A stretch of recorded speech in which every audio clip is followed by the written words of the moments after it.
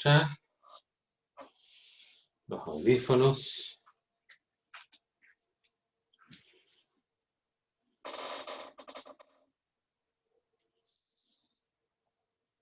Grabando. Perfecto.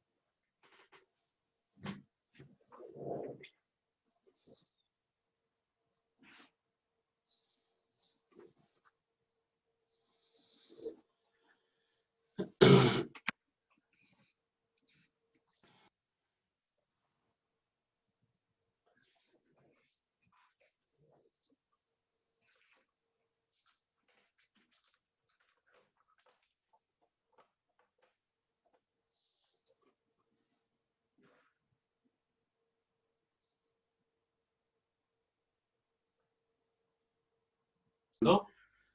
Le pido disculpas al resto de los participantes, los voy a desactivar de audio. Los voy a silenciar para dejarle la palabra a nuestros, perdón, te desconecté, a nuestros presentadores de hoy día. Perfecto. Marco. Fuerte y claro, almirante. Perfecto.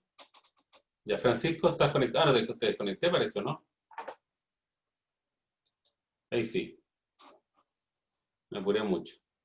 Almirante, Ahí necesito sí. su permiso. Disculpe, almirante, necesito su permiso para poder compartir pantalla después. Ahí va.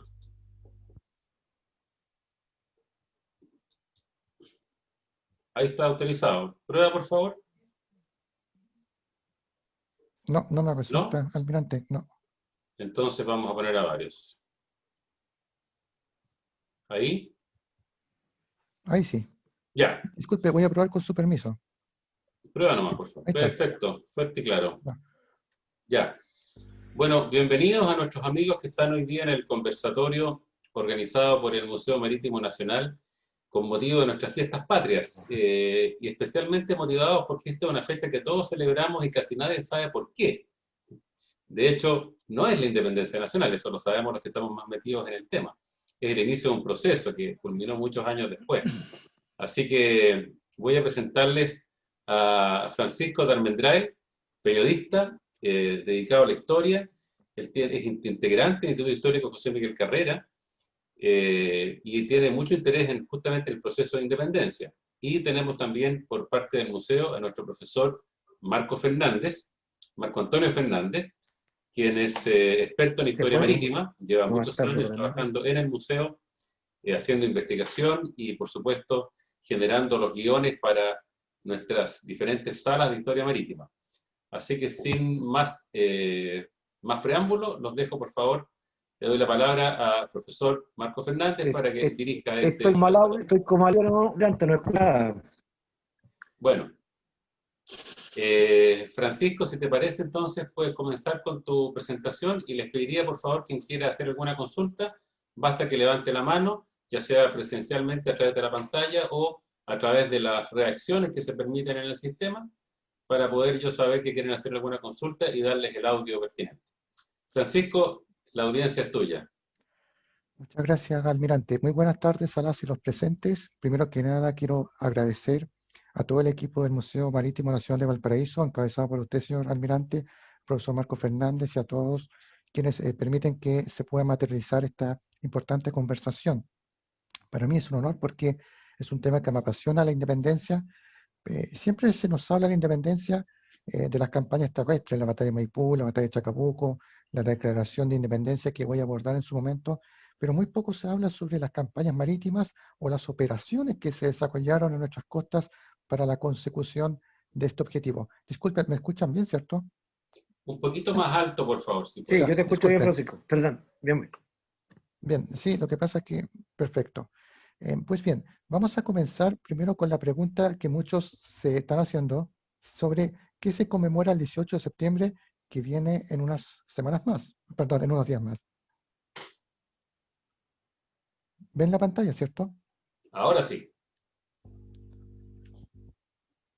Bien. Bueno, las causas del 18 de septiembre de lo que sucedió ese día se pueden dividir en indirectas y directas.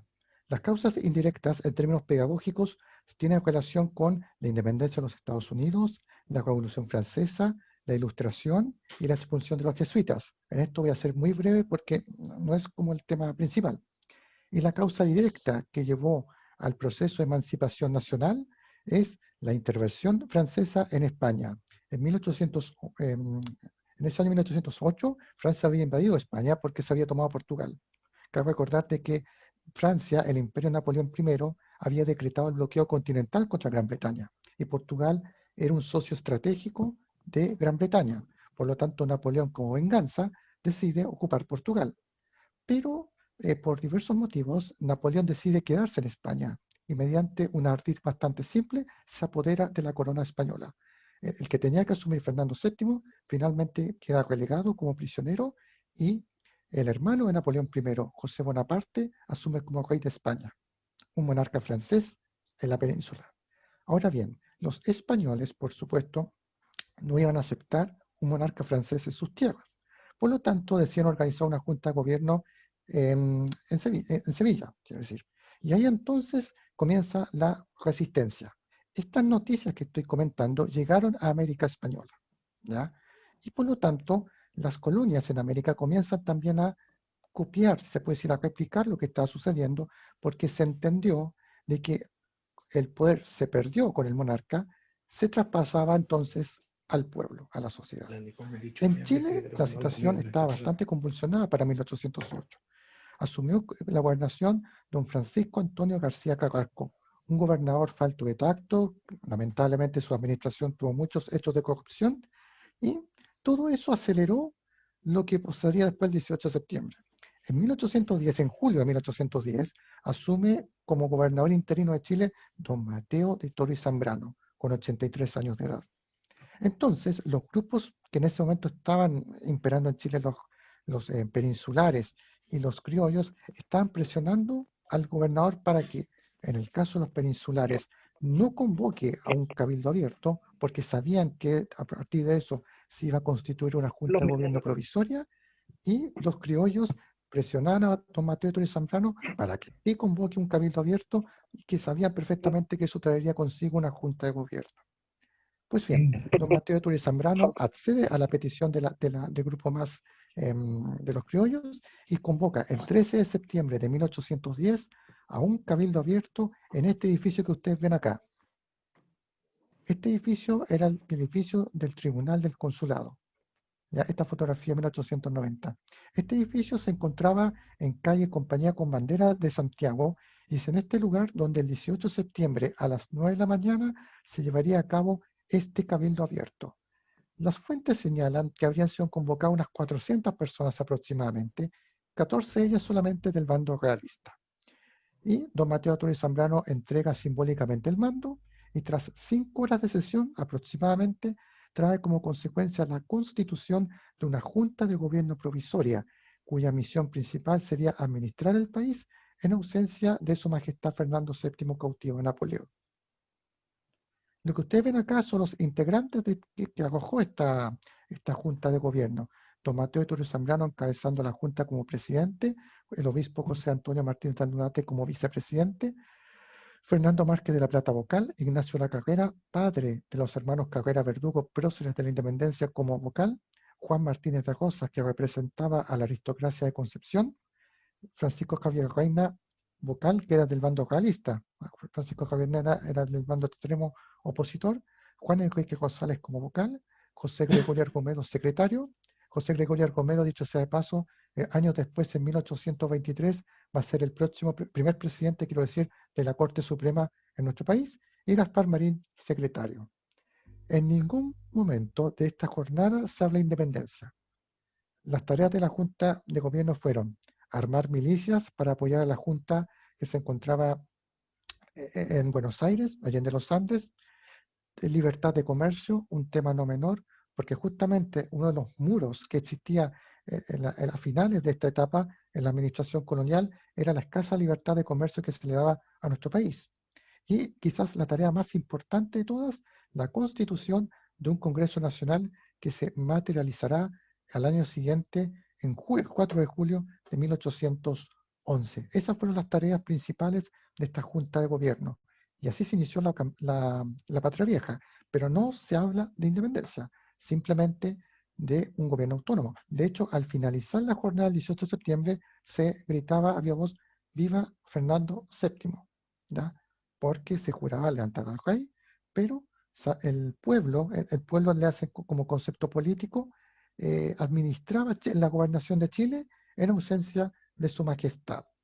Ahora, muchos se preguntarán por qué entonces se está celebrando el 18, porque al año siguiente, en 1811, ya cuando Carrera estaba en Chile, se iniciaron las celebraciones para conmemorar este acto considerado ya como un acto cívico trascendental para lo que pasaría después en el proceso de emancipación nacional. Y así fue con el correr de los años, salvo en el periodo de la Reconquista, ¿ya? Pero eso lo podemos conversar después cuando ya estemos terminando la actividad. Bueno, entonces empieza la Patria Vieja, porque la independencia de Chile se divide en Patria Vieja, Reconquista y Patria Nueva. La Patria Vieja comienza, para juicio de muchos historiadores, el 18 de septiembre hasta el desastre de Rancagua de 1814. Y esta era la situación de Chile a inicios del siglo XIX. Chile era un enclave estratégico en todo sentido para la corona española. Si me permite, almirante, quiero comentar un dato paréntesis de por qué la corona española mantenía su fuerza en Chile, siendo que este país constantemente vivía en pie de guerra, a propósito de la guerra de Arauco, ¿ya? Porque los años más duros que tuvo la administración española fueron, claro, en el periodo de la conquista y primera parte de la colonia, por lo que estoy comentando, la guerra de Arauco.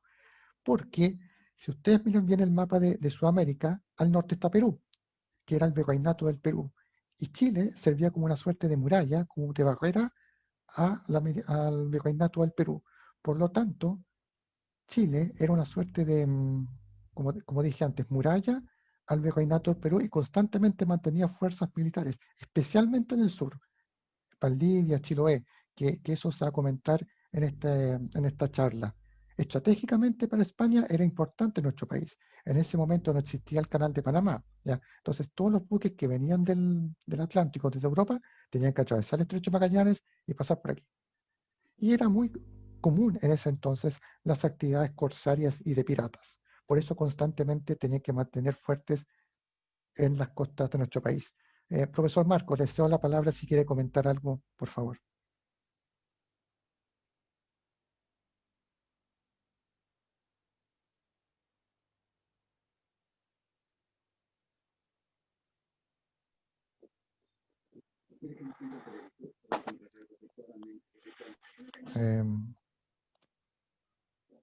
No sé si el profesor Marcos está disponible.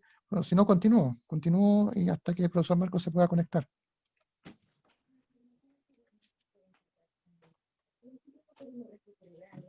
Continúa nomás, Francisco, por favor, Almirante, con Marco. su Está con permiso, problemas voy de a seguir conexión. continuando hasta que el profesor Marcos se pueda conectar. Bueno, es importante destacar entonces que Chile, por el espacio marítimo que ustedes ven, este mapa de 1854, pero para que se haga una idea de la importancia que tenía el mar en ese momento. Ese pensamiento es el que tuvo José Miguel Carrera, ¿ya?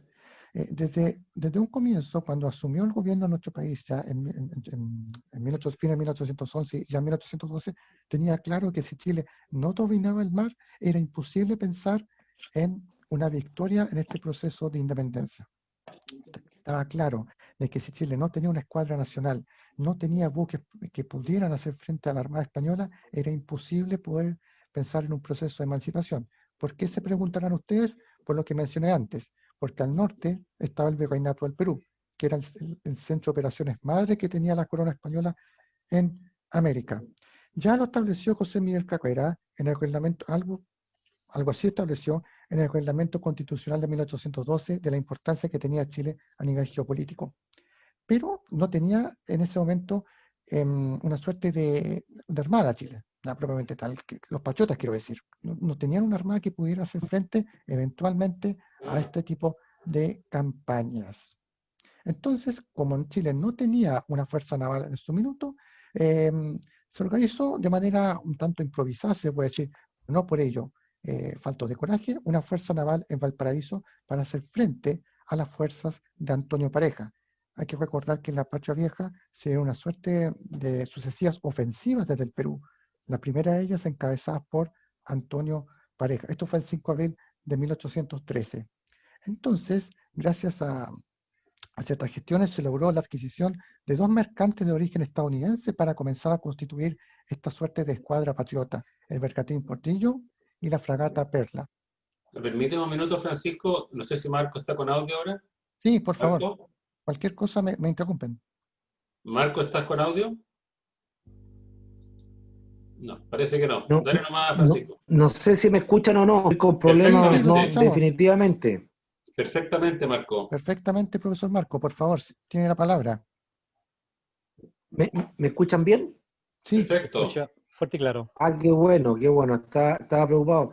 No, la verdad que no fue mucho lo que escuché de lo que dijo Francisco, pero esa situación que hablaba él de la acción que tenían los españoles, los realistas, que también es tan grande el desconocimiento que existe en cuanto al proceso que se inicia el 18 de septiembre de 1810, que mucha gente no entiende la diferencia que puede existir cuando se habla de patriotas realistas, criollos, peninsulares, porque no es lo mismo. Habían criollos que eran nacidos en América, un criollo sandino, un chileno, que podía ser realista o podía ser que está a favor de la causa de la patria. Pero como lo dijo Francisco, cuando comienza este movimiento, lo único que buscaba era mantenerle ilesos, y esto es cita prácticamente textual, de lo que juran, que es prácticamente decir que no querían que se hiciera ningún cambio. Buscaban defender hasta la última de sangre por mantener ilesos los territorios del amadísimo Fernando VII. O sea, hablar de una independencia en esa punta, o en ese cabildo abierto, la verdad es que es realmente una falacia.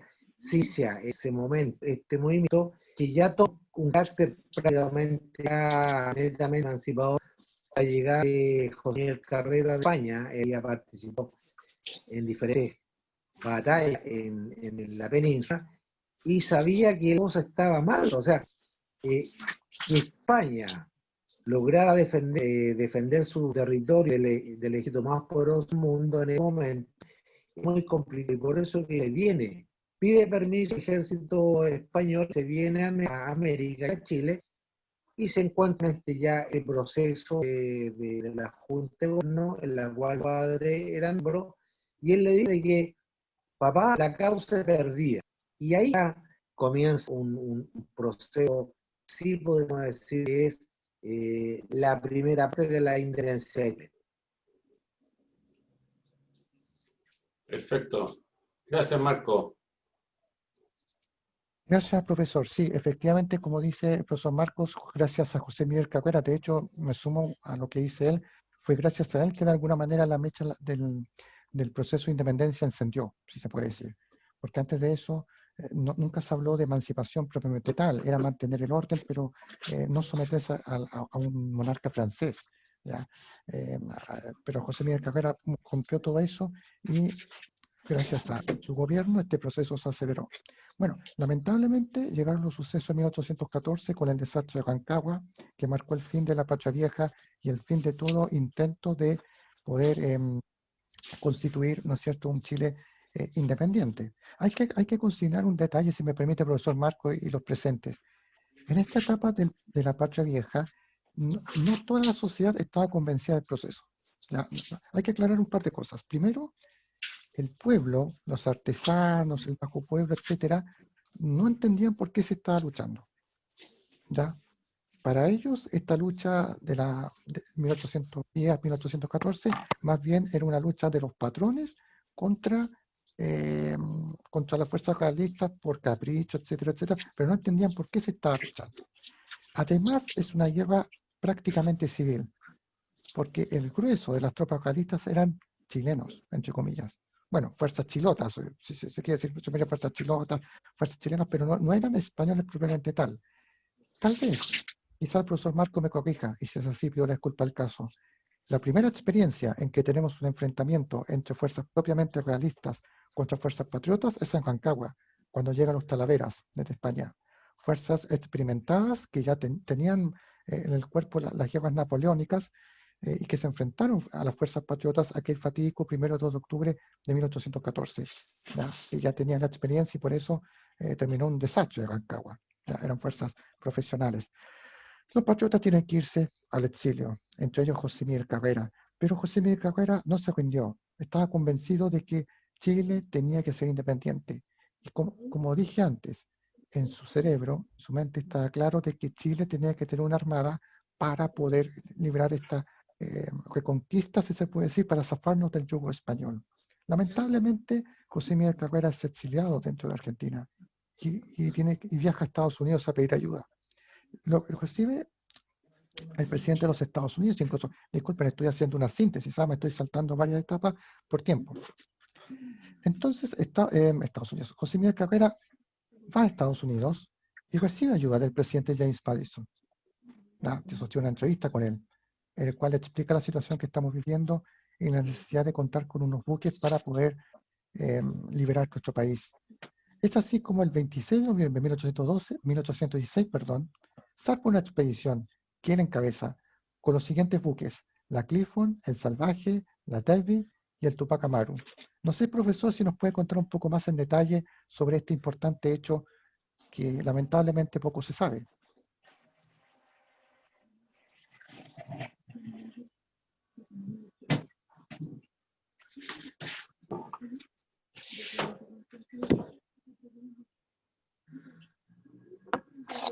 Profesor. Marco, no sé si escuchaste lo último. Lamentablemente no puedo hablar, profesor, porque se me fue la imagen, pero no sé. Yo lo veo, sí. Profesor? No, al final no, algo pasó que no te escuché lo último que dijiste, Francisco. Sí, puedo repetir, profesor. Lo que estaba comentando es que José Miguel Carrera viaja a Estados Unidos y se entrevista con el presidente James Madison de Estados Unidos. Y él le suministra insumos, material para una suerte de pequeña armada que encabeza José Miguel Carrera. José Miguel Carrera entonces parte desde Estados Unidos con la Clifton, el Salvaje, la Davy y el Tupac Amaru rumbo a nuestro país. Hay uno que yo sé que se llama Regente. Sí, también. El Sí. Tupac Amaru no lo conocía al Regente en vez de decir los otros que mencionaste. Mira, la verdad es que José Miguel Carrera, desde que fue jefe de la Junta de Gobierno y se dio cuenta lo desprotegido que estaba la costa chilena, no nos olvidemos las 3 campañas, las 3 expediciones que mandó el virrey del Perú, que en definitiva terminaron con el desastre de Rancagua y el término de la Patria Vieja. Por lo tanto, Carrera de siempre había visto, comprendía que si Chile no tenía una flota, si no tenía una escuadra, nuestro proceso emancipador nunca iba a llegar a buen término. Y si a eso agregamos lo que tú decías y lo confirmo, en ese momento cuando empiezan los primeros movimientos ya de armas liderados por los hermanos Carrera, la mayor parte de la gente no entendía qué se estaba haciendo. O sea, no sabían qué pasaba en Europa, por qué estamos yendo contra los realistas, quiénes son los patriotas. Por lo tanto, en ese momento, durante la Patria Vieja, no había un conocimiento de lo que estaba realmente sucediendo. Solamente la élite, la clase aristocrática, en parte, era la que apuntaba. Algunos grandes destacados, como por ejemplo Martínez de Rosa en Concepción y la familia Carrera en Santiago. Pero la mayoría del resto eran así como a medias tintas. Así es, justamente. Lamentablemente, cuando José Miguel Carrera llega a Buenos Aires, le requisan los buques, ¿ya? y queda arrestado, marcando el final de su idea, ¿no es cierto?, de poder llegar a nuestro país y proceder a su liberación, profesor. Me quiero saltar un poco la etapa porque quiero llegar al gobierno de Bernardo Higgins, que sería clave lo que sería la formación de la primera escuadra nacional. Lo que ustedes ven acá es una acuarela del pintor inglés Alphonse Just. La traje a colación porque yo estoy seguro que muchos de ustedes, yo creo que el profesor Marcos sabe, pero esta acuarela prácticamente no se conoce, ¿ya? Más bien es una acuarela de corte caricaturesco, si se puede decir, bueno, una suerte de caricatura, que se muestra a Bernardo Higgins en un aspecto poco conocido. Siempre vemos a Bernardo Higgins con los óleos de Gil de Castro, ¿no es cierto? Que ustedes, me imagino, habrán visto en los libros de historia o en los museos. Pero esta acuarela en particular siempre me llama la atención, porque justamente tiene una visión poco conocida del prócer. A su espalda se cree que el que está hablando de él es Lord Cochrane, ¿ya? Porque aquí están en Valparaíso, ¿cierto? Entonces, no sé si le llama la atención el aspecto físico de Bernardo. En fin, bueno, ¿por qué traigo a colación a Bernardo Higgins? Porque fue durante su gobierno como director supremo que se llevó a cabo la constitución de la primera escuadra nacional. Al igual que José Miguel Carrera, O'Higgins tenía claro de que Chile no podía conseguir su independencia si no controlaba el mar. De nada servirían las victorias en tierra si Chile no constituía una escuadra que pudiera replegar a la escuadra española. Y para ello, la primera opción fue la constitución de la primera escuadra nacional. Solamente quiero comentar, antes de pasar a la materia en sí, que Bernardo Higgins firmó la primera declaración de la independencia de Chile en los Mojillos de Perales de Talcahuano el 1 de enero de 1818 en el marco del sitio a Talcahuano.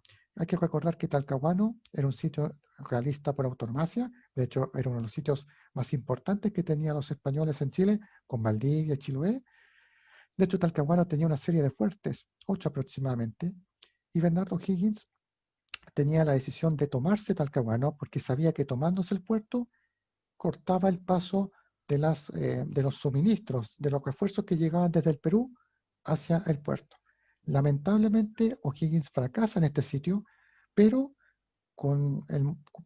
para elevar la moral de sus tropas, para de alguna manera elevar a la población de aquello, hace esta declaración de la independencia que reafirmó en la tarde de ese día en la entonces Plaza de Armas de Concepción, hoy día Plaza Independencia. ¿Ya? No, yo sé que muchos están pensando por qué estoy diciendo Concepción y no en Talca. Lo que pasa es que en Talca, el 12 de febrero, O'Higgins hizo algo más formal, ¿ya? Pero si ustedes leen la proclamación, que no la traje ahora a colación, no la traje, dice, dada en el Palacio Directorial de Concepción. En ningún pasaje dice Talca. Talca fue simplemente una estación de este acto que se replicó en varias ciudades de Chile, por si acaso. No solamente en Concepción. Concepción fue el primer punto. Después Santiago, Talca y otras ciudades del país. ¿Ya? Así que ya lo saben, la primera firma fue en Concepción. No sé si hay alguien de Talca viendo la presentación, ¿ah? Por si acaso. ¿Ya? Si así pido la disculpa al caso. Pero ese fue un poco este tema.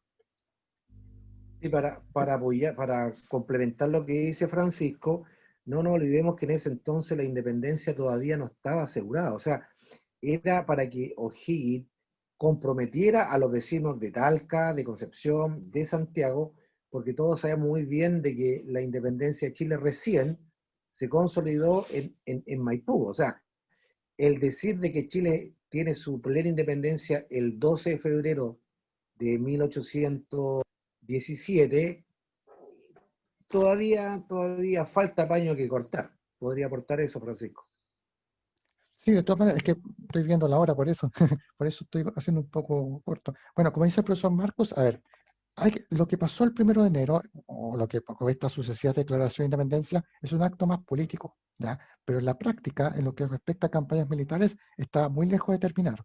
De hecho, y aquí yo no sé, yo no quiero entrar como en polémicas, siempre existió una disputa en la historiografía sobre la visión de la independencia entre Santiago y Concepción. Para la historiografía de Santiago, la independencia de lo que es campañas militares terminó con la batalla de Maipú. Pero para los penquistas, o sea, para lo que es Talca al sur, por ejemplo, la lucha continuó. Y continuó a sangre y fuego. De hecho, esta etapa se denominó la Guerra a Muerte, que se dio entre 1818 hasta incluso 1824-25 incluso. Y el campo de operaciones fue en Concepción. Concepción le hace no solamente la ciudad de Concepción, sino que Talcahuano, Penco y todo al sur. Entre lo que quedaba de las fuerzas realistas, más grupos mapuches aliados a la causa de la corona, así como también hubo mapuches que apoyaron la causa patriota. Hay que contextualizar eso, no es que todos los mapuches salieran con los realistas. Y ustedes se estarán preguntando, ¿y por qué los mapuches salieron con los realistas? Porque los realistas ya habían hecho anteriormente algunos tratados en los cuales reconocían a la nación mapuche y, entre otras cosas, los mapuches le debían una suerte de defensa a la corona. O sea, la corona reconocía sus territorios, pero a cambio ellos tenían que defender los intereses de la corona en caso de que hubiera un enemigo externo. En este caso se está dando el ejemplo, pero sí también hubo otros grupos mapuches que no se unieron a esto y se unieron a los patriotas, ¿ya? Este fue el periodo de la guerra a muerte. ¿Y por qué se denomina guerra a muerte? Porque en las batallas, en los combates, quiero decir, no quedaban prisioneros, ¿ya? Así que ha demostrado los partes de guerra, no había prisioneros, eran combates a sangre, fuego, a niveles cavernarios, ¿ya? Y otra Y cosa, un Concepción, aporte, Francisco, que no sí, eran por favor, de tropas regulares. Lamentablemente aquí, tanto el bando realista como el patriota asolaba campos, asolaba hacienda, confiscaba vacas, animales en claro. general. Por lo tanto, fue una guerra muy devastadora para el sur del este. Así es, Concepción de hecho fue arrasada tanto por realistas como por patriotas, o sea, hasta entre los fuegos. Entonces, ese es el choque que hay de visiones entre Santiago y Concepción, por ejemplo. Y eso es muy importante aclarar porque la independencia, ¿cuándo terminó oficialmente? Entre comillas, con la campaña de Chiloé en 1826. Cuando se conquista Chiloé, en la batalla de Pudeto y Bellavista, ahí, a juicio de algunos historiadores, no sé si el profesor Marcos concordará, terminó lo que es las campañas militares de la independencia. De hecho, Chiloé fue el Sí. último bastión Y realista que tuvo, en realidad se consolidó también la independencia, pero nuevamente llegamos a esto que decías tú recién de las acciones de la historiografía en Chile. Y nuestro amigo Chilotes también tiene una visión bastante particular del proceso emancipador, y cuando nosotros decimos que en Pudeto de Bellavista se ingresó o se logró incorporar a nuestro territorio Chiloé, ellos dicen, pero ¿y por qué? Esa es la visión de Santiago, no es la visión que tienen los chilotes. claro, justamente eso es lo que hay que ir un poco aclarando, sacar un poco la visión santiaguina y ver la visión regional de cada hecho en particular. Profesor, ¿le parece si hablamos un poco de la expedición Libertadora al Perú? ¿Cómo se conformó esta expedición, profesor? Mira, bueno, realmente ese es un temazo, ¿ah? Hay que partir, bueno, tú dijiste algo relacionado con la colisión marítima de O'Higgins, que llegó a crear este América Nacional, que tuvo una prueba de fuego bastante exitosa, que fue la captura de la reina Isabel en Talcahuano, en octubre de 28 de octubre de 1818, y los pocos meses al tiempo después, lo blanco y la está puesto de que llega el tremendo marino, este es comandante de la Armada Británica, llamado Tomás Crankin, lo más resto posible, lo logró llegar a nuestro país por la gente de nuestro gobierno en Europa, Álvarez Tarco, y un grupo de oficiales británicos lograron dar forma a esta escuadra, ordenarlo un poquito, y realizaron 3 cruceros sobre el Perú. ¿Ya? Primero y segundo crucero, la verdad que no se logró el objetivo que se buscaba, que era terminar con la escuadra, no la que estaba en el Callao.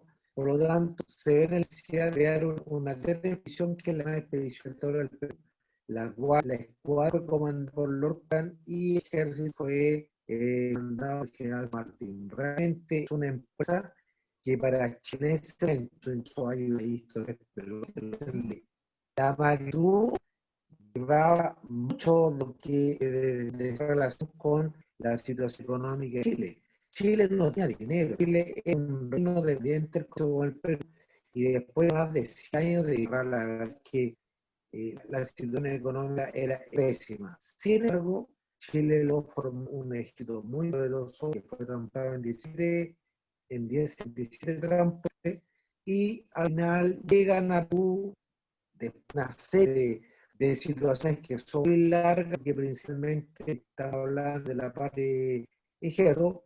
Sin embargo, lo más destacado fue la captura de la fragata Heralda en el Callao, donde los cobran un acto de arrojo tremendo junto a Infantina, logró en muy pocos minutos capturar mejor nave que tenían los españoles en el Perú. ¿Ya? Eso fue como el unánime al cual está en una situación bastante diría, abandonada. No había pasado mucho, había asegurado o volado de San Martín, pero aparte de eso, un poco eran como que se sintió un poco y al final son muy el tiempo estable. Nosotros los colectores chilenos barrio con el Costa Rica desde Baja California hasta el sur de Nueva York. Logró gran despedido de Perú, cosa que logró el regreso al paraíso. Informe que no quedan naves en toda la costa del Pacífico. Claro. Gracias, Marco. Si me permiten, uno de los participantes que tiene el nombre LHBA, no sé quién está aquí, está pidiendo una pregunta. Así que le voy a dar el audio. Sí, por favor. Referente a lo que planteaba recién Francisco, el proceso de independencia. No sé si estás con audio. ¿Sí?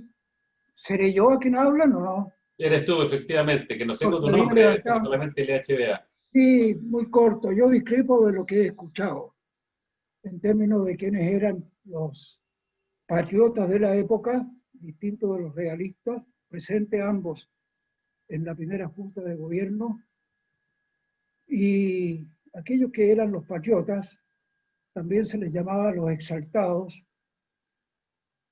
Lo lideraba Martínez de Rosa, de Concepción. Pretendió él dar un golpe de Estado, habría sido el primero, y le falló, porque no llegaron las tropas precisamente que dirigía un hermano de José Miguel Carrera, y en el que estaba comprometido el papá de los Carrera. Sea como sea, tras eso se procede a elegir la segunda junta de gobierno. Y la Real Audiencia maniobra de manera tal que por medio de Tomás de Figueroa se subleva, debe ser aplacada, sofocado, esa corta sublevación de un día. Al día siguiente lo fusilan en la misma cárcel donde estaba, y se crea la primera junta de gobierno, la segunda junta de gobierno. En esta junta tenía que participar Martínez de Rosas, pero este estaba asustado por lo que había hecho antes y se fue a Concepción.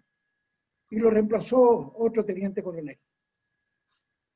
Ese teniente coronel es el tatarabuelo de mi padre, por eso conozco la historia y la he conocido desde hace mucho tiempo, don Juan Miguel Benavente Roa. Su hermano, don Pedro José Benavente Roa, fue el primer intendente patriota en Chile, precisamente en Concepción. Y sí existía, en mi concepto y en el concepto de los historiadores, allí claramente el ánimo independentista. De hecho, se abolió la Real Audiencia, se creó el primer tribunal llamado Corte de Apelaciones, que es el antecedente original de las cortes actuales. Se decretó la libertad de vientres y Carrera aparece con un primer golpe de Estado 2 meses después, y enseguida con un segundo, en que en el segundo queda él de jefe. Debo decir que don Juan Miguel quedó en ambos, de todas maneras. Los patriotas existían. Cuando llega Gainza, lo primero que hace fue llegar justamente a Concepción a través del puerto de Talcahuano. Y la historia entonces, en esa época, cuando alguien quería aclarar criollos por una parte, españoles por otra, o patriotas y demás, efectivamente A nivel del pueblo era poco y nada lo que se sabía de estas cosas, pero la política ya en la época nunca había sido obra del pueblo en ningún sentido. Era obra de la aristocracia criolla. Y esta aristocracia criolla estaba en simbiosis completa con los mandos militares, porque era lo que le daba más rango precisamente. Y he de decir de que en esa época pues llegaban rápidamente a altos cargos y todo pasaba por comprar o pagar o apoyar filantrópicamente las necesidades del ejército, que a su vez era doble, milicia de un lado, ejército propiamente tal. En la Patria Vieja, sí, hubo una primera batalla que fue la de Hierbas Buenas, el ejército patriota. Ahí participó don José María Benavente Bustamante. En su honor después el regimiento Guías del general Benavente en Concepción, que dejó de existir cuando se modernizó el ejército. Entonces yo reivindico esta historia porque la conozco por un lado, he leído muchísimo sobre ella, porque está en mis antepasados y porque Concepción definitivamente era el lugar de donde salió en la práctica, no digo que en la ideología, aquel movimiento que sí debe ser llamado patriota. Simplemente era esa aclaración, si me lo permite. Muchas gracias. Muchas gracias. Ok, nos quedan 20 minutos. Yo le pediría a Francisco, lamentablemente el audio de Marco está muy malo, así que si nos podemos concentrar efectivamente, Francisco, en la campaña de independencia, que es el periodo previo a la expedición libertadora del Perú, aunque tiene mucha importancia dentro de la consolidación de la independencia. Pero ¿por qué era importante tener el control del mar? ¿Qué rol tuvo? ¿Por qué afectó? ¿Hasta dónde llegó? En fin, si nos pudieras ilustrar sobre eso. Sí, primero que nada, muchas gracias por el comentario. Sí, yo, concuerdo mucho lo que decía él, pero por tiempo no quise entrar en detalles. Aquí vemos un óleo donde vemos a Bernardo Higgins viendo la salida de la escuadra libertadora. Es aquí donde él pronuncia la famosa frase: de estas 4 tablas dependen el destino de América. Y no era una frase cualquiera, porque sabía perfectamente que si la escuadra triunfaba, obviamente el dominio marítimo estaba consolidado. Aquí vemos los forjadores de la primera escuadra nacional. No sé si el profesor Marcos quiere hacer un pequeño comentario de ambos. Aquí vemos a Manuel Blanco Encalada y don José Ignacio Centeno. Marco está sin audio, Francisco, sigue nomás. Ah, perfecto. Muy bien. Ya. Y la escuadra nacional llevaba esta bandera que ha existido mucha confusión. Yo he visto muchos comentarios sobre ella porque se piensa que las 3 estrellas que tiene esta bandera chilena representaban a las 3 provincias que existían en Chile, que era Coquimbo, Santiago y Concepción. No es así. Estas 3 estrellas, quiero decir, representan el sueño americanista que tenía Bernardo Higgins, que era Chile, Argentina y Perú, ¿ya? Estaba convencido Higgins de que el control del Pacífico también, de alguna manera, materializaba su sueño de una América unida, ¿ya? Quiero enfatizar en este tema porque Higgins siempre tenía en la cabeza este tema, ¿ya? A diferencia quizás de otros próceres, pero Higgins estaba convencido de que liberando al Perú del yugo español, no solamente libraba a Chile de la amenaza realista, sino que en un futuro cercano incluso ambos países podían estar unidos al igual que Argentina. Lo que ustedes ven acá es la composición de la escuadra libertadora de nuestro país. La fragata O'Higgins, el navío San Martín, la fragata Lautaro, la corbeta Independencia, el bergantín Galvarino, bergantín Araucano, bergantín Porredón y la goleta Tezuma. En Valparaíso permaneció la goleta Chacabuco, ¿ya? Este es el sitio de la Armada. No sé si el profesor Marco no tiene audio, pero era para que pudiera complementar un poco más los datos técnicos. Lo que ustedes ven acá es el documento comunicando sobre la escuadra nacional a los habitantes del Perú, ¿no? Yo, saludos, ilustres hijos, felicito a vosotros a presentar que va a formar la época más bella de la humanidad. Este es el plano de la Bahía de Concepción en el año 1790. Como mencioné en un momento, Talcahuano era parte administrativa de Concepción. Talcahuano tenía una serie de fuertes, 8 si no me equivoco, que lo transformaron en un punto inexpugnable. Clave era el sometimiento de Talcahuano, porque de esa manera se cortaron los suministros desde el virreinato del Perú. Y es aquí donde se desarrolla uno de los enfrentamientos más célebres, pero poco recordados, y que marcó un punto de inflexión en términos de la contribución de la campaña marítima, que es la captura de la fragata María Isabel. Perdón. Se enfrentó en este caso la primera escuadra nacional con la San Martín, Lautaro, Chacabuco y el Araucano contra la fragata María Isabel que provenía desde la península española. Esta fragata había salido con una comitiva de buques desde España y producto de una sublevación que hubo en esta travesía, los oficiales desertores delataron este trayecto a las autoridades de Buenos Aires y de esta manera Bernardo Higgins se enteró de este hecho. No sé si me siguen. ¿Ya? Estos que delataron esta travesía le contaron a las autoridades bonaerenses y a su vez le informaron a las autoridades chilenas que iba a nuestro país la María Isabel junto a otros buques de la Armada Española. Estoy tratando de ser sintético por si acaso, esto es mucho más complejo. ¿Ya? En la época que estamos es tras la victoria de la batalla de Maipú. Estamos en 1818, ya los realistas habían perdido este enfrentamiento, habían perdido su hegemonía en la zona central del país y se están concentrando en donde resido, en Concepción, en nuestra zona. Ahí estaba todo el grupo, el grueso de los realistas. ¿Ya? Aún así, la corona española destinó, a pesar de las dificultades, destinó recursos para intentar nuevamente una reconquista. Y la fragata María Isabel era uno de los buques más lujosos, si se puede decir, más poderosos que tenía la Armada, y O'Higgins está decidido a capturar este buque. Era fundamental, no solamente por el aspecto técnico, sino que también el aspecto, se puede decir, psicológico, ¿ya? Que una armada chilena capture a un buque de la Armada Española, claramente era un golpe bastante fuerte para los realistas. Así entonces, O'Higgins se entera de aquello y se procede a esta operación naval.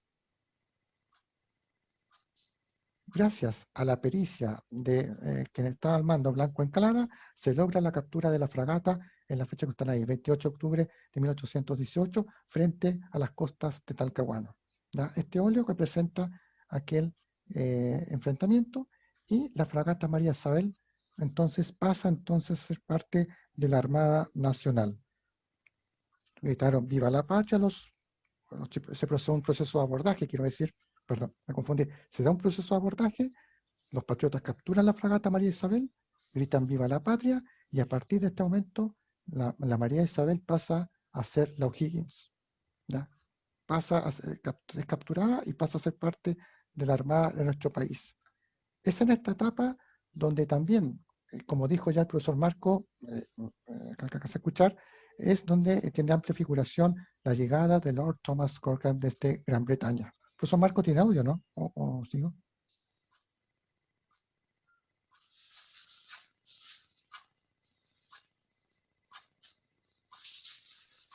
Por favor, sigue nomás, Francisco. Sí, nos quedan pocos minutos en todo caso, porque la idea es que haya una conversación. Bueno, Manuel Blanco Encalada fue el primer comandante en jefe de la Armada, ¿no es cierto? Y después, posteriormente, asume el mando Lord Cochrane, de Gran Bretaña, un experimentado marino británico, a mi juicio, no sé si concordará el almirante conmigo, muy inteligente, tenía una capacidad de arrojo que cualquiera quisiera tener en el presente, que sería clave para el proceso que vendría después de la captura de Valdivia. Yo comparto con ustedes ahora una carta que le escribe Bernardo Higgins a Lord Cochrane. Bernardo Higgins escribía muchas cartas, ¿ya? Y gracias a estas cartas conocemos buena parte de su vida. Entre estas, una carta que le escribe a Cochrane, que constantemente, como ustedes pueden ver ahí, reconocía al marino británico todas las contribuciones que ha estado realizando a nuestro país. Sin duda, una de las operaciones más impresionantes que acometió Lord Cochrane fue la toma de Valdivia. En un primer momento llevó a cabo una operación contra los puertos peruanos en el Virreinato, entre ellos Callao. No tuvo mucho éxito, pero para de alguna manera compensar aquello, Lord Cochrane procede a la toma del fuerte de Valdivia, enclave realista importante y estratégico. En un principio realiza una operación de reconocimiento que de una manera bastante audaz y de alguna manera, como dije anteriormente, era muy inteligente porque logró burlar a las fuerzas realistas que están apostadas en ese lugar. Tras reconocer este lugar, procede posteriormente a esta operación anfibio naval, ¿no es cierto?, Almirante, ¿ahí cómo se complica el concepto? Es una operación anfibia, ¿cierto? Sí. El asalto al fuerte. Esto fue interesante porque contó con la participación de una fuerza de ejército al mando del entonces mayor, me parece, Pushev, Sí, Jorge Khrushchev. que lo embarcó en Concepción, pero fue primero no Concepción, disculpa, lo embarcó primero y se embarcó una fuerza combinada con una fuerza de infantería marina. Una Así cosa es. curiosa es que en toda la estadía de Cochrane en Chile, que fue bastante larga y bastante productiva, nunca hubo un enfrentamiento entre flotas, porque él logró anular completamente la flota realista. Y además logró esta captura de los fuertes de Valdivia y posteriormente la captura en la Esmeralda en el contexto de la Expedición Libertadora del Perú. Entonces es muy Almirante, disculpe. interesante y siempre él combatía desde antes de llegar a Chile de menos a más, o sea, en inferioridad de condiciones, habitualmente lo hacía, siempre por sorpresa, muchas veces de noche, como fue la captura de los fuertes de Valdivia y de la captura en Esmeralda, y también empleando métodos bastante poco convencionales. Una cosa curiosa, que antes de capturar Valdivia, Cochrane entró en uno de los barcos más pequeños, si no me equivoco, la Moctezuma, y recorrió la bahía con bandera británica y logró burlar la vigilancia del puerto para saber cómo estaba la situación. Así que era un tipo muy, muy hábil y lo que hoy día llamaríamos especialista en guerra especial. En el otro lado, Almirante, sí tenía un problema Cochrane, que tenía un carácter bastante difícil, lo que le llevó a tener conflictos con prácticamente todos sus comandantes, con San Martín, muy graves. Con San Martín terminó finalmente peleado a muerte, y una relación muy complicada con el mismo Bernardo Higgins, porque las exigencias que él hacía, los reclamos que él hacía, Bernardo Higgins y su ministro Centeno tenían que de alguna forma tratar de matizar y poder mantener a este señor tranquilo, porque era muy, muy inquieto y muy exigente.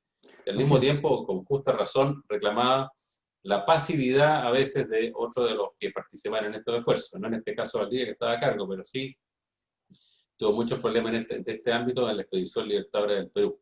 Hay Así una es. pregunta, Francisco, que no estoy seguro si está vinculada a esto, pero pregunta don Roberto Fredes si en alguna medida las campañas marítimas o lo que pasó durante la Expedición Libertadora tuvo relación o causó o impulsó la abdicación y posterior destierro de O'Higgins. Muy buena pregunta. A ver, hay que considerar que Chile no tenía grandes recursos al momento de la conformación de la escuadra nacional. Requirió muchos sacrificios. Y cuando hablo de sacrificios, no solamente hablo de sacrificios monetarios, hablo de sacrificios de toda naturaleza para constituir esta gran empresa. O'Higgins estaba convencido de que Chile, si no conseguía la libertad, tenía que liberar al Perú. Teniendo Perú todavía a manos realistas, era imposible que Chile pudiera mantenerse tranquilo, ¿no es cierto? Y por lo tanto tenía que constituir una escuadra. La aristocracia santiaguina, principalmente, puso muchos reparos a aquello, porque eso obligó a aumentar los impuestos para poder financiar la conformación de la escuadra. Ya, al aumentar los impuestos, aumentar los gravámenes, todo eso es lo que conllevó a que la aristocracia tuviera serios roces con la administración de Bernardo Higgins, ¿ya? Unos roces irreconciliables.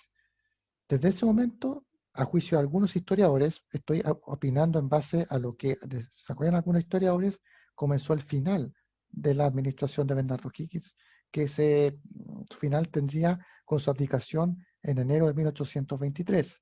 Sin duda que acometer esta empresa le trajo mucha impopularidad, porque la sociedad no entendía exactamente por qué Chile tenía que financiar toda esta escuadra si al final de cuentas íbamos a liberar al Perú. No era de beneficio propio, no sé si me siguen. Y todos los recursos que eso conllevó. Hay que hacer una aclaración, si me permite, almirante. No es que la aristocracia se enojara con O'Higgins porque le haya quitado los títulos de nobleza, porque una de las medidas que tomó O'Higgins fue suprimir los títulos de nobleza. No fue tanto eso. Lo que le llenó de cólera a los aristócratas de Santiago era esto, que les subieran los impuestos para poder conformar esta escuadra, que como ya mencioné, no entendía muy bien por qué se estaba desarrollando a un país vecino y no de beneficio propio. Eso, por supuesto, le trajo muchos problemas que, como una bola de nieve, fue aumentando hasta que la presión no dio más y tuvo que abdicar a su cargo, porque las provincias de Coquimbo y de Concepción finalmente se alzan en armas contra él y lo obligan a abdicar. Pero gracias a esta medida que tomó Higgins de las 4 libertadoras que liberara al Perú, justamente permitió que Chile pudiera consolidar su independencia. Lo que pasa es que aquí vuelve un tema, yo no sé si concordarán conmigo, O'Higgins tenía una gran visión geopolítica, ¿ya? Tenía muy claro el tema de dónde estaba Chile inserto en el continente. Pero en ese momento él no podía hacer entender ese proceso a todos. O sea, eh, ¿cómo podía hacer entender de que era necesaria una escuadra y que había que liberar al Perú? Entonces, no sé si eso responde un poco a la pregunta, pero claro, la aristocracia que tenía el poder político y económico, de ahí en adelante nunca más hubo cohesión con el gobierno de O'Higgins, todo lo contrario, y ahí ya comenzaron los problemas. Gracias, Francisco. Sigamos entonces, todavía nos quedan unos minutos. No sé si en el chat estoy viendo si hay alguna otra pregunta, Sí, si la por quieren favor, hacer, porque por favor. ya demos espacio a la conversación, almirante, porque ya nos quedan pocos minutos. Perfecto. Obviamente que este proceso es complejo, o sea, claro, podríamos estar toda la tarde contando de cómo fue la independencia, qué aspectos hay. Por eso agradezco al museo esta posibilidad en estos minutos de contar una visión un poco más seria, una visión un poco más crítica de este proceso y la importancia que tuvo el poder naval. Porque siempre se habla de la batalla de Maipú, la batalla de Chacabuco, las campañas terrestres que hubo en Chile, pero poco se habla de la importancia de que Chile controlara el mar y que gracias a esta etapa es donde surge la Armada, justamente, y la contribución extranjera que también tuvo nuestro país. Entonces, hay que ir aclarando un poco esos conceptos. Bueno, es interesante conversar de que la base principal del virreinato era el Callao. Tenía un puerto muy importante también en Guayaquil, donde se construían los barcos. Había una construcción naval muy intensa en esa época. Muchos de los barcos del virreinato eran construidos en Guayaquil. Y también más al norte se traían materiales de Panamá y de otros lugares. Chile era un lugar más pobre, podríamos decir, mucho más pobre que el Callao, sin duda. Y era clave para poder asegurar la independencia, cortar el cordón umbilical entre el Callao y la madre patria, España. Y eso fue la motivación primero de carrera, de conseguir una flota que finalmente la flota nunca llegó, solamente uno de los buques llegó a incorporarse a la flota. No sé si el Curacio o el Horacio, uno de los dos, con otro nombre. Y sí la mantuvo O'Higgins y sí logró traer a Cochrane, logró, bueno, antes que eso, conformar una escuadra al mando de Blanco Encalada. Es interesante consignar que Manuel Blanco Encalada tenía 28 años cuando comandó la escuadra. Muchos de los aquí presentes tienen hijos mayores de esa edad y no se imaginen que una persona de tan joven, que ahí se ve viejo en esa imagen, porque es cuando fue comandante jefe de la escuadra muchos años después. Él fue comandante jefe de la escuadra después, a los 70 y tantos años, cuando fue la guerra contra España en 1865 y 1866. Pero a los 28 años tomó el mando de la escuadra y en su primera campaña capturó no solo la María Isabel, sino que todo el convoy que venía, eran 11 buques. Algunos alcanzaron a arrancar de vuelta, otros llegaron al Callao, pero la gran mayoría de esos buques llegaron finalmente a Valparaíso con toda la carga. Así que fue una operación muy exitosa, que fue un poco opacada por los éxitos que tuvo después y por la capacidad también que tenía descollante de plantearse frente al virreinato de Cochrane. Pero Sí, Blanco fue almirante, súper importante. me Así permite, almirante, un dato. así que sigue nomás, Francisco, por favor. Sí, me permite un dato de Blanco Encalada que pocos saben, bueno, él fue el primer presidente que tuvo nuestro país, ¿ya? Porque anteriormente existía el cargo de director supremo y él es el primero que asume con el cargo de presidente de la República. Y otro Ya. dato, almirante, él asumió la presidencia de Chile en 1826 en este edificio. En el mismo edificio donde se efectuó el cabildo abierto el 18 de septiembre, fue en este salón principal del edificio en su interior que Manuel Blanco Encalada asume la presidencia. Ah, eso se me olvidó contar. Yo no les conté qué le pasó a este edificio. Bueno, a un costado se empezó a construir el Palacio Tribunal de Justicia de Santiago en 1905 hasta 1915. Y tenían que construir la segunda fase del palacio. Y para construir la segunda fase del palacio tuvieron que demoler este edificio. ¿Ya? Para que se ubica en calle Compañía con Bandera, a un costado de donde está este edificio, está actualmente el Museo Precolombino, ¿ya? Para que se vayan ubicando.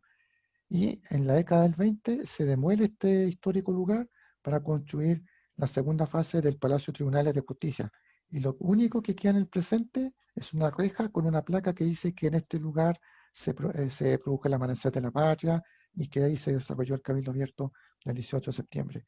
En este edificio también José Miguel Carrera promulgó el Reglamento Constitucional de 1812 Y como dije antes, en este mismo lugar, Bernardo Higgins aplicó su cargo en 1823. Aquí también funcionó el Congreso Nacional y la Biblioteca Nacional en sus últimos años, ¿no? Pero lamentablemente lo demolieron para construir la segunda fase del Palacio de Tribunales. Y ahí fue donde Manuel Blanco Encalada juró como el primer presidente de la República. Duró aproximadamente 6 meses en su cargo, siendo el precursor ya de la figura presidencial en nuestro país. Ahí Sí, está la Claudio, bandera hay una, gigante. perdón, Francisco, hay una pregunta de Claudio, que ¿cuánto tardaba en desplazar las flotas por mar? ¿Cuánto demoró la expedición Libertadora del Perú en llegar desde Valparaíso a desembarcar cerca del Callao, entiendo, en Pisco, donde desembarcó por primera vez? Buena pregunta, debe haber sido unas semanas, no recuerdo exactamente el dato, estimado almirante. Datos náuticos todavía no, Sí, hay que no, pensar no, que estos buques navegaban a vela, así que su velocidad no dependía existía el del vapor todavía. viento. Ellos explotaban la corriente también, ya conocían algo. El navegante español Juan Fernández fue el que descubrió que había una corriente ascendente por la costa y por eso que le iba más lejos cuando venía de vuelta. Pero demoraban fácil 2 o 3 semanas en llegar. Y llegar no lo era todo. A veces podían llegar, pero no podían desembarcar porque no tenían viento suficiente para acercarse a la costa. Quienes conocen Perú, la costa del Perú, tiene relativamente poco viento y el viento generalmente es hacia la costa, es un viento, pero desde la costa, un viento complicado para acercarse. Así que la expedición era muy lenta, lo que Sí, ponía también un tremendo desafío en la logística, porque se les acaba el almirante, agua o se les acaban los alimentos, y con 6.000 personas a bordo no era un problema sencillo. No todos los almirante, buques iban juntos, además. Iban en sí, convoy, pero no se quedaban atrás, zarparon con diferentes fechas, se fueron juntando en el camino. Así que fue una expedición bastante accidentada, pero finalmente lograron desembarcar, no creo si en Pisco o en Paracas, almirante, hay que considerar, 2 o 3 disculpe, semanas después. hay que considerar almirante, también los problemas propios que tenía la tripulación en este tipo de expediciones. Problemas, por ejemplo, índole sanitario, el escorbuto, por ejemplo, que era un problema típico que se daba cuando se dan travesías extensas, porque ahora, claro, es muy fácil llegar al Perú, pero en ese momento llegar en semanas a ese lugar podía pasar cualquier cosa a la tripulación. De hecho, era común en los enfrentamientos que fallecían más por enfermedades que por el combate en sí, ¿no? Sí, efectivamente. Sin embargo, entre los primeros buques que llegaron acá en el siglo XVI y esto que estamos hablando del siglo XIX, hubo un invento que lo cambió todo. Cuesta imaginarse, pero ese invento fue el COI o la hamaca. La hamaca o COI permitió evitar el contacto directo de la gente que dormía con el suelo y eso mejoró tremendamente los estándares de salubridad de los barcos. Y también ya en esa época algo se sabía del escorbuto y los buques llevaban algunas frutas disecadas, algunos elementos para evitarlo. Así que había un progreso, pese a que siguen siendo barcos a vela, pero muy diferentes, mucho más potentes y más prácticos que los que llegaron con primeros navegantes acá en el siglo XVI, Así es. fines del siglo XV. Así que, pero era un problema. Y otro problema también era que las tripulaciones eran en parte chilenas, en parte inglesas, en parte americanas. La mayor parte de los oficiales eran ingleses, la mayor parte de las tripulaciones chilenas, muchos de ellos enganchados a la fuerza, de forma no voluntaria, otros con la expectativa de conseguir botines, porque había un reglamento de presas y abordaje que permitía y que estuvo vigente por muchos años, muchos más, incluso hasta finales del siglo XIX, que permitía que cuando se capturaba un barco enemigo se repartían el botín se repartía entre la tripulación, una parte del botín. Así que era un tema complicado de liderar, de comandar, de organizar y de mantener. Y aparte Sí, que esta expedición no solamente llevaba a 4.400 soldados y una cantidad de 1.000 y tantos tripulantes que llegaba finalmente a 6.000 personas, también llevaba equipamiento para 12.000 soldados en total, pensando en que en Perú se iban a unir la gente que se fueran a ir entusiasmando con esta campaña, cosa que, como sabemos, no ocurrió. Y finalmente San Martín no logró una victoria militar contundente, sin embargo logró ocupar Lima, pero no logró claro, desalojar al virreinazgo hasta que llegó Simón Bolívar. Y eso fueron exactamente. las cosas que tanto le produjo conflictos con Cochrane, que era partidario de una operación militar audaz y definitiva, aunque fuera con mucha menos gente. Como no ocurrió, no sabemos quién tuvo la razón al final, pero lo que está claro es que San Martín no logró la independencia del Perú definitiva. Claro. Y ahí es donde, almirante, después se da la entrevista a Guayaquil entre Simón Bolívar y San Martín, Correcto. para poder delinear exactamente cuál iba a ser el futuro del Perú y y todo lo que eso conlleva. Lamentablemente esa entrevista fue secreta, entonces no se sabe exactamente qué fue lo que se abordó, pero bueno, eso es parte del proceso americanista que tanto ha hablado Higgins, que también quería San Martín, que también quería Bolívar. Como te dice, Lord Cochrane tenía otra visión de las cosas y por eso que tuvo rivalidades con los restos de los próceres. Correcto. Aquí don José Martínez pregunta, ¿cuándo fue el salto de la primera escuadra, la escuadra de Blanco Encalada? ¿Si fue el 9 de octubre o el 10 de octubre? No sé si Marco nos está escuchando por ahí, a ver si podemos dar una respuesta exacta a esto.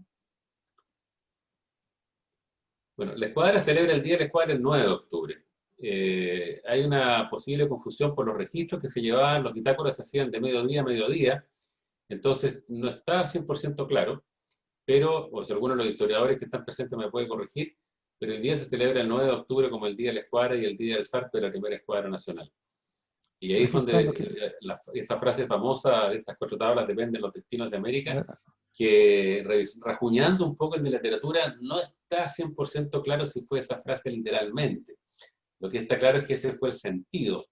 Otros dicen que mencionó que 3 barcos le habían dado a España las Indias Occidentales y estos 4 se lo iban a quitar. Pero está el concepto de que Higgins entendía que era la escuadra el instrumento para privar a la corona española de los dominios de América, porque él entendía que pasara lo que pasara en tierra, cortando el cordón umbilical, el virreinato era insostenible en el tiempo, como de hecho ocurrió. Porque Simón Bolívar no habría podido vencer en Ayacucho si hubiera recibido refuerzos de España por otra vía, el virrey del Callao. Y almirante, es muy importante la visión geopolítica que tuvo Bernardo Higgins y que ha demostrado hasta el último instante de su vida, porque lo último que pronunció antes de fallecer fue Magallanes, dando cuenta de que él tenía una visión de que Chile tenía que asentar soberanía en el extremo sur, que tenía que tener justamente la Armada, tenía que controlar toda la costa ante el temor de que en ese momento otras potencias comenzaran a mostrar interés en los anecúmenes. Anecúmenes se le denomina territorios que no se pueden habitar, pero que Chile tenía que hacer soberanía, y O'Higgins estaba muy preocupado de hecho. De hecho, en sus últimas cartas que escribe a Chile antes de su fallecimiento, siempre denotaba preocupación de que Chile efectivamente hiciera soberanía de lo que era la zona austral, porque sabía que tarde o temprano alguna otra potencia iba a pasar por la zona y se iba a apropiar de ella. Y, como dije, lo último que pronunció fue Magallanes. De hecho, hay un óleo muy conocido de Menegas y Fuentes, donde se muestra Higgins observando el estrecho de Magallanes. No lo traje ahora en esta presentación, pero ahí da cuenta un poco esta visión que, insisto, sin duda importante, que gracias a ellos se pudo Chile liberar del yugo español. Bueno, para ir cerrando, Francisco, si me permites hacer una pequeña resumen, lo que está claro es que el 18 de septiembre, que vamos a celebrar en unos pocos días bailando cueca por televisión o en la casa, encerrado o como sea, sin duda no fue la independencia de Chile, fue el inicio de un proceso, que en realidad partió antes, pero fue el primer acto oficial de un proceso que terminó mucho tiempo después, diría yo, hacia 1826, con la liberación de Chiloé. Un proceso que no fue Chile contra España tampoco, fue un proceso entre segmentos de la sociedad chilena versus segmentos de la sociedad chilena también, con alguna influencia de otros países sudamericanos, especialmente Argentina y Perú, con una influencia de la corona que se hizo presente a través de algunos refuerzos, algunas influencias y las instrucciones que le mandaba la corona, que estaba descabezada más en esa época, al virrey del Perú. Por lo tanto, no fue en propiedad de una guerra internacional, fue más bien una guerra civil con algunos visos internacionales, y que lo interesante es que el control de las rutas marítimas era esencial, y eso lo entendió perfectamente tanto Carrera como Higgins. Aquí no hay pelea entre Higgins y Carrerista en este tema. Ambos comprendieron que si no se cortaba este cordón umbilical, nunca se iba a poder consolidar este proceso de independencia. ¿Y por qué era importante Perú? Porque Perú era donde estaba la cabeza. Uno era el virreinato de La Plata, que ya había caído, y el otro era el virreinato del Perú. Y más al norte, por supuesto, estaba todo el proceso que venía siguiendo Simón Bolívar por tierra. Pero hay que entender que nuestra escuadra logró el control del mar desde el Cabo de Hornos hasta Baja California. No se limitó a la costa de Chile y Perú, porque justamente fue capturando los buques uno por uno, a los buques del virreinato, y finalmente tanto Perú como Ecuador y Colombia formaron sus propias marinas sobre un mar que ya estaba controlado, al menos el lado del Pacífico. El Atlántico tiene otra historia que es mucho más complicada y más entretenida, pero no es objeto de este conversatorio. No sé si, Francisco, aparte de eso, tienes algún otro comentario para ir cerrando esta conversación, y si hay alguna otra pregunta de los participantes por el chat, por favor. Sí, antes alguien tiene alguna consulta. Bueno, la verdad primero quiero agradecer esta instancia. Como usted dijo, almirante, lo que vamos a celebrar el 18 de septiembre no es la independencia, ni mucho menos, simplemente es el inicio de un proceso complejo que es un acto cívico, es un hecho neutro, no es una batalla, un combate o algo así. Es un acto cívico en el cual se desarrolla este cabildo, en el cual tiene como resultado la constitución de una junta de gobierno provisoria que va a gobernar Chile mientras esté cautivo Fernando VII. Hay muchos historiadores que dicen de que la independencia fue una lucha entre Concepción y Santiago, que fue una guerra civil, de hecho, que además tardaría un tiempo para que recién toda la sociedad pudiera comprometerse en esta causa, principalmente después de la Reconquista. Pero lo importante es que más allá de eso, recordemos estas fechas. Y por eso es bueno que se armen esta instancia, que no olvidemos esta fecha del 18 de septiembre, de la Declaración de Independencia, porque muchas chilenas y chilenos, muchos patriotas y también realistas, perdieron la vida en nuestro país, ya sea en tierra o en el mar. Y creo que un humilde homenaje, un pequeño homenaje, es lo que estamos haciendo ahora, de recordar estos hechos, porque dieron su vida por nosotros, por el país que tenemos actualmente, con sus falencias, con sus ventajas, etcétera. Pero este es el Chile que tenemos. Y fue gracias a esta etapa de la independencia es que se pudo construir Chile. Se inició la construcción de Chile. Y por eso, reitero, es importante recordar estas fechas del 18 de septiembre y el periodo de la independencia. De lo contrario, quizás el proceso hubiera sido mucho más largo o definitivamente nunca se había producido, no lo sé. Pero hay que recordar estos acontecimientos. Así que reitero mis agradecimientos al profesor Marco Fernández, a usted, almirante, al museo y a quienes asistieron a esta actividad por contar un poco sobre este hecho. Bueno, muchas gracias a todos los participantes. Esto está grabado, así que vamos a disponibilizarlo en los próximos días en el canal de YouTube del Museo Marítimo, para quienes no pudieron participar, quienes tuvieron que irse antes. Un saludo a don Carlos Saldivia, gran historiador, que nos tuvo que abandonar porque se fue a otro Zoom, con otro tema muy importante también. Así que muy felices Fiestas Patrias a todos. Gracias a los participantes. Gracias, Marco. Gracias, Francisco. Un gustazo conocerte, saber de tu interés, y seguiremos en contacto y seguiremos invitándolos. Tenemos muchos otros conversatorios o actividades virtuales por la proa. La idea es ir desentrañando la historia. La historia, como decía alguien, es una versión. Nadie tiene la firme. Así que tenemos lo que dice Francisco, lo que dicen otros. Vamos de una forma u otra, llegando a las fuentes, llegamos a ir conociendo o tratando de inferir cuál fue la verdadera historia. Pero no, como no estuvimos ahí, y aunque hubiéramos estado, cada uno ve su perspectiva particular, lo bonito de esto, lo interesante, lo apasionante, es que uno siempre va sacando trozos y va encontrando cuál es la firme finalmente. Pero seguiremos buscando cuál es la verdad última, y solamente cuando estemos al lado de nuestro Señor Jesucristo y nuestro Dios Padre y Espíritu Santo en el cielo, recién diremos, esto fue realmente lo que pasó. Mientras eso no ocurra, seguiremos recurriendo a nuestros amigos historiadores, a nuestros sabios historiadores. Así que gracias, Marco, gracias, Francisco, y todos los que están aquí, y nos seguiremos encontrando. Muchas gracias y hasta la próxima. Gracias.